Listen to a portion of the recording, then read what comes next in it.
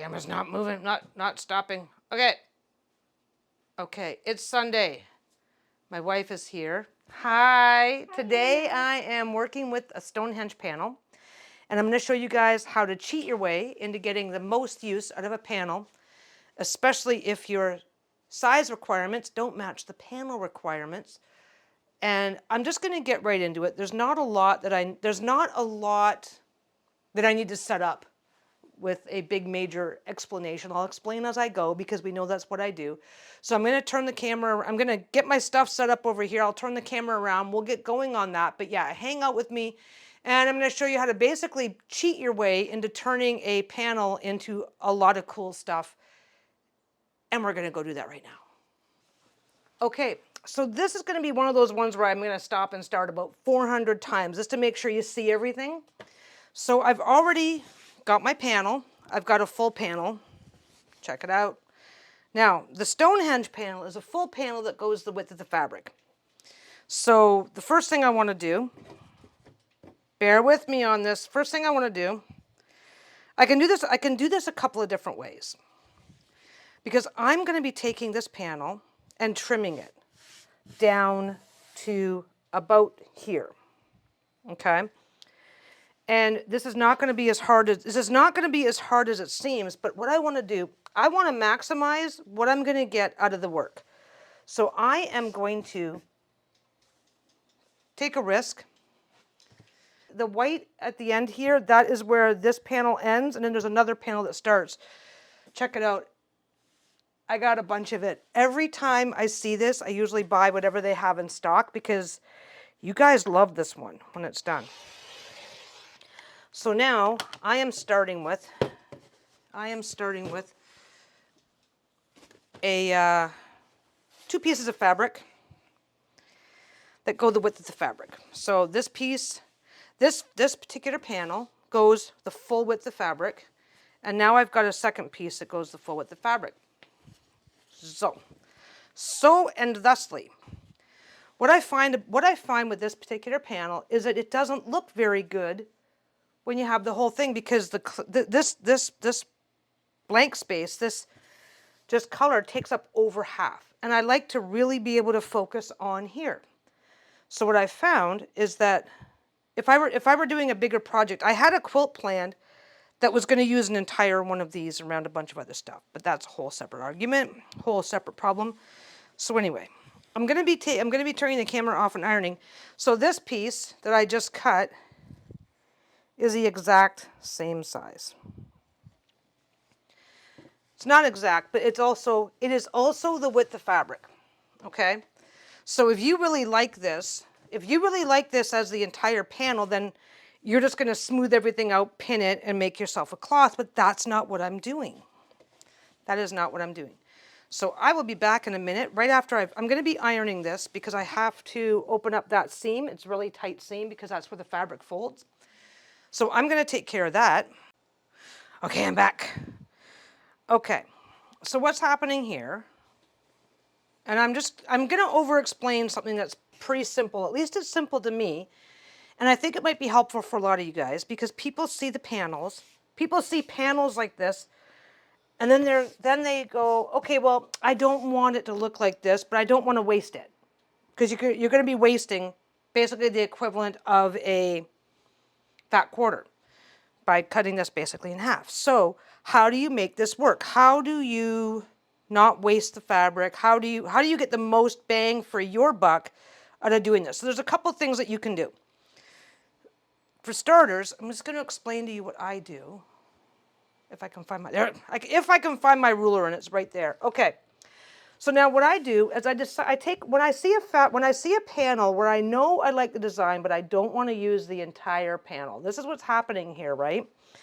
So what I do is I look at the panel and I decide what I want to do with it. And of course, this one here is one that I've been doing this particular way for a while now. So I don't have to think too much. I can't get that to here without doing a whole lot of work, and it makes no sense. So what I'm going to do is I'm going to take all of that off. This bottom isn't going to be there anymore. This bottom the bottom border. Let me just pull this up. I don't think it's on the camera very well. So this bottom border, I can have it bordered on 3 sides and it'll still look fine, but I think it'll look better if I take it off. That's okay. That's okay. So what I'm going to do, I'm going to flip this over in a minute. I just want to explain this while it's face up so you guys can see what I'm talking about. What I'm also looking at is this section going up the side. This is a complete set before it repeats here. So if I just go up to here, then I'll have 3 complete bars of this and I'll be able to maintain the design. I won't have to, I don't want to cut this one in half. So then I take it and I look and I go, oh, I don't have to cut. If I go across here, then it's going to go to about here. Well, that's okay. I can deal with that. And then I have all this left over. Okay, so let's see what happens. So for this one, and like I said, I do this one all the time. I've got this one here. This is the backing. This is going to be the backing to this reading cloth. By the way, I'm making a reading cloth. I don't think I've even mentioned that yet, but this is going to be a reading cloth. So what I'm going to do, this is just a little nod to laziness that I'm going to be doing right now. You can do this separately or apart, together or apart. Now, I'm going to line these up. Actually, you know what? I'm going to leave this. I'm going to take this off for now because depending on what I want to accomplish on whichever day I happen to want to accomplish it, I'll explain this in a minute. We'll do this by section, okay? So for starters, I'm going to flip this upside down and look at this. I can see everything through the outside, right? That's helpful. That's going to be, I'm over here getting a pen, ignore the noise. That's going to be really helpful. Now I lay this out this way. I lay this out sideways because I already know that if I turn this sideways, it's not going to quite fit on my mat and I'm going to have to come through here and cut it. 1. So I've got these 3. I said I have 1, 2, 3, and they're complete segments that repeat, okay? So I'm going to start at I'm going to bring everything forward and get to the 3rd one, that one. And I'm going to just, oh my gosh, it vacuumed itself. Look at this. It doesn't want to pick up at all. It's like static. It's static, clung itself. So 1, 2, 3. It ends up here. It ends up here, and it is just above. It ends here, and it is just, it's comfortably above the, actual Stonehenge. This has a small line, and I don't know if you guys can see that or not. There's a small line right there where this ends and that next one begins. I am going to carefully take my marking pen, and I'm going to draw a line between that and that, okay? Now that kind of shifted a little bit, and that's fine. It's not going to hurt anything. And now I've got my line, okay? That's easy. That's easy. We're fine. We're done. Look at that. So now I've marked, when I sew this, I'm going to come along here, but that's already marked. As long as I keep my needle just above the top, because this is fairly straight. As long as I make sure I carefully sew just above that line, I don't actually have to mark that one. And as long as I carefully sew just along the outside of that line, I don't have to mark anything. I only have to make one mark. I got lucky with this particular design, right? And ideally you will see this better once I'm actually marking it once I'm actually sewing it, because I'll show you the whole process, right? So I'm going to put about a 3/4 inch line. I'm going to come back and trim all this. I like to give myself a little extra space. Things can shift, right? You can do this any way you want. But I am going, so my pen line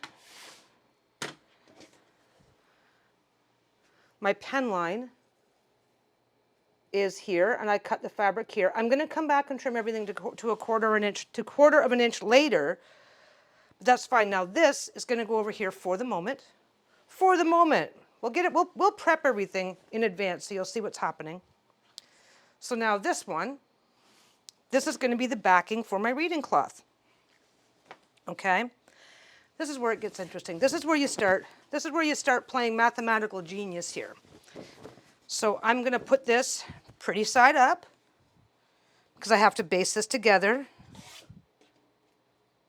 Oh wow, that's stuck. Every now and again, when you're cutting fabric, the rotary cutter, this is a self-healing mat, so you can use it forever, but every now and again your blade will shove a piece of, that's a loose piece of thread over right into those creases. Okay, so I just had to pick it off. So I'm going to put these together, but we're going to take a really good look at this because I can line these up exactly. Let me get this more on the camera. I can line these up exactly, but I already know that I'm sewing here. So if I sew here, then I've got that much waste from there to there. So I can bring this down a little bit. Now when I cut this, I made sure I cut the background a little bit wider. Not a lot, just a little bit. That way, if I bring it down, if I go, and I'm not gonna drag it, I'm not gonna go crazy, but I can bring it down a little closer to that, to the selvage mark, and waste a little less. So I'm gonna do that. Once I get that lined up, just give everything a little shake. This is fine. Life is awesome. I can peek, make sure that it stayed where it was supposed to be, that nothing shifted. Pet it smoothly and slowly. Take your time. You're not in a rush here. You're really not. And just give it a nice little pet. Now, I'm going to bring everything down, and I'm going to cut this as well. But I'm not going to move it. Okay, once you cut it, so I'm going to cut it to match that first line that I cut on this one. Now this is not the be all and end all. This is what works for me, and I'm just showing you guys to give you guys some ideas. Now look at that. I've got that left over. We're going to put that over here. Okay. We're still happy. We didn't waste anything yet. And we're going to see about that now. While this is sitting here, everything has been petted into place. We're going to go get our pins. We're going to go get our pins, and I'm just going to pin this all the way around. Now, I know that I'm going to be going along this on the very outside, so I'm going to pin where I know the corners are going to be, and pin it whatever way makes the most sense for you. You don't have to follow any particular rule. This is, how wide is this one, by the way? I never even checked. This goes 4 to 31. 31 minus 4, what's that, 27 inches? Okay. By 40. So this is the size of the panel. And like I said, this is what I do when I have a panel that just doesn't work as a full panel. And and when something doesn't work as a full panel, your first thought is, I don't want to throw away all this fabric. It's a lot of fabric, right? Panels can sometimes, a panel like this, the whole thing as I laid it out for you, can sometimes go for up to $30 a panel. They're not necessarily cheap. Depends on what you're getting. It depends on when you're getting it. Like, I get lucky and can buy them in bulk and save a little bit of money. But it doesn't mean I'm always getting the best possible deal, right? By the way, ignore the bruise on my arm. I hope nobody's too grossed out by it. I had sedation. I do sedation dental because I'm a big fucking coward when it comes to the dentist. And every now and again, they leave bruises. I am in absolutely no pain whatsoever. It's just that kind of bruise that you get from getting a needle, an IV put in. And it just decided to be, you know, I'm being sedated, so I'm too derpy. But they can't just say, oh, press that for 5 minutes to avoid bruising. It's like, no, you're derpy, you're knocked out. You're like, what? So, yeah, there's absolutely, it's just a nasty looking bruise, but there's absolutely no pain or discomfort on my part. Okay, this one's pinned up and ready to go. So, carefully pick it up in any way that makes sense to you. Take it over to your sewing machine. But wait, there's more. We're not ready to go over to the sewing machine yet. Now I've got this piece, right? And I've got this piece. And that also goes with the fabric. I've got 2 pieces of fabric, and what the heck do I want to do with them? Well, let's talk about our options. We don't want to waste the fabric. We want to waste as little as possible we've paid for a full-size panel that we don't want to use the whole thing. So how do we, I guess, cut our losses? How do we minimize our losses? If you don't want to spend. I've paid for the panel. I've paid for the backing fabric, right? How do you get some of that back? Well, for starters, let us start with these two. Now, I know I showed you guys this, that I pre-mark all my fabric. I pre-mark my broadcloth. This is some that I've already had done. Well, if I put that there, I can make a small and a mini. Well, there you go. Look at that. There's two right here. And then I can keep this as scrap for other projects. I can, does that go all the way? Nope, I can't do it that way. Yeah, I can put one here and one here and have this top piece integrated into one end. And I can get a second one. Do I have a second one cut already? I don't have a second one cut yet, so I'll use another mini. And I can either go like that and have one end, or I can have it here and do the entire side. There are 3 reading cloths here. Now, I mean, that's enough for 3 bags on just this piece. And then I can do the same back here. So if you are making your own bags, this is a great opportunity for you to make yourself a matching bag to go with a matching bag or 2 or 3 or 5 to go with the stuff that you've already got. I do not have other sizes cut. Okay. So I know for a fact that I can put 2 or 3 minis. I can go all the way to the edge here, 2, and do and 3. So I can do 2 smalls and a mini. I can do like at least 3 minis. I can do a large and a mini.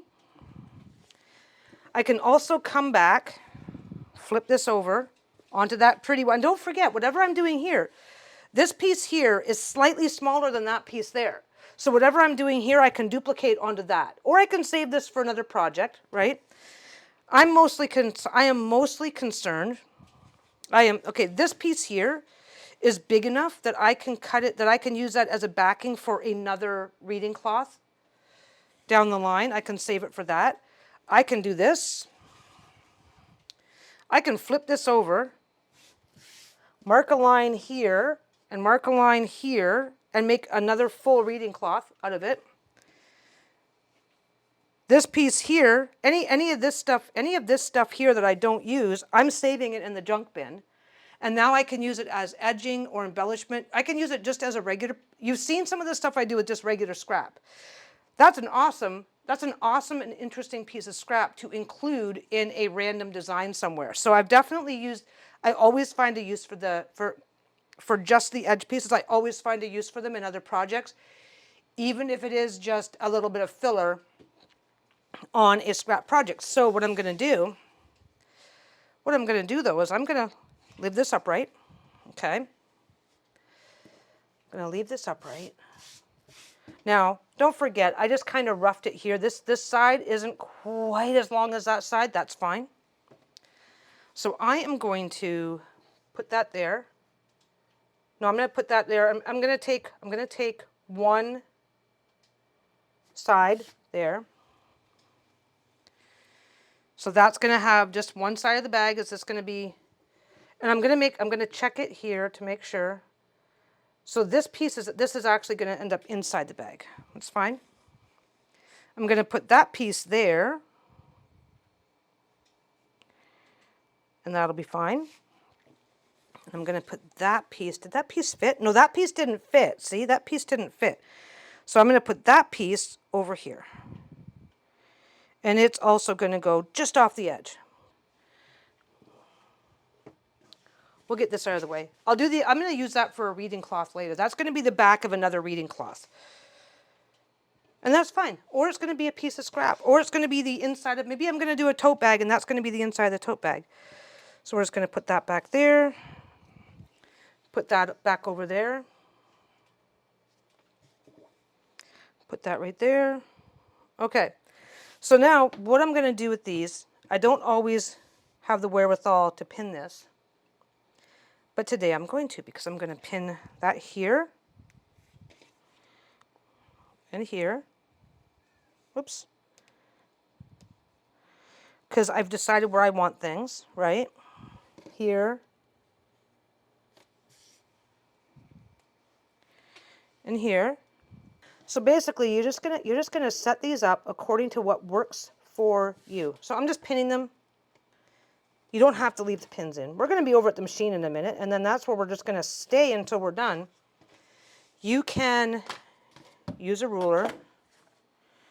You can get your, now don't forget, this has already got a nice hefty seam allowance already built in. So just make sure that when you cut, you're only cutting the fabric and you're not cutting your previously marked broadcloth. Now I've got one bag, one mini. I'm going to bring this in a little bit. Two minis.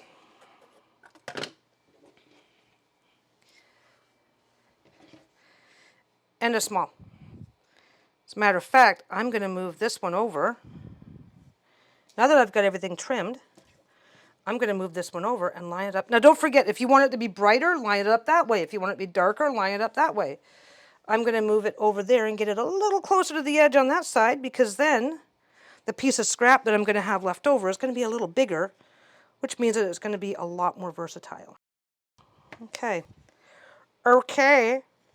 Look at that. So now I've got a reading cloth, 3 bags for sure, and if I want to use up that other fabric over there, 3 more bags, or another reading cloth, or. So this is just, today's TED Talk is just about thinking outside the box. I could also just take this, fold it like that, mark it with a rectangle, and have just a nice reading cloth that's the same on both sides.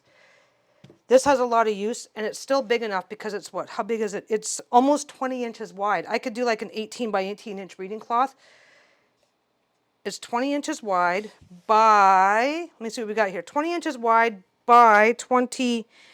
Okay, I could do an 18 by 18 inch reading cloth over here and still have enough left over here for a matching blue reading cloth. Drawstring bag in the small size. So this can be paired with damn near anything in the blue. This can be paired with almost anything that matches, and get an 18 by 18 inch reading cloth plus a strip left over that's big enough for yet another drawstring bag. Or you can just go, and I might do this. I don't have this shade in the shop, so I might just go 1, 2. Let me check my, how wide is that again? 1, 2, 3, 3 by, how long is it? By 20 inches long. So this would make 3 small, this by itself would make 3 small drawstring bags. So as long as you have something to use as your inner liner, you're good to go. Again, we're thinking outside the box. We're like, oh my God, I've got this as waste. What do I do, right? Now for me, having the shop, I turn it into other stuff. I turn it into things. I save these pieces, right? But for that, this is how I maximize the benefit of a single. This is how I maximize the benefit of a single panel and make panels work for me. Because panels, like I said, depending on where you're going, panels can be hideously expensive.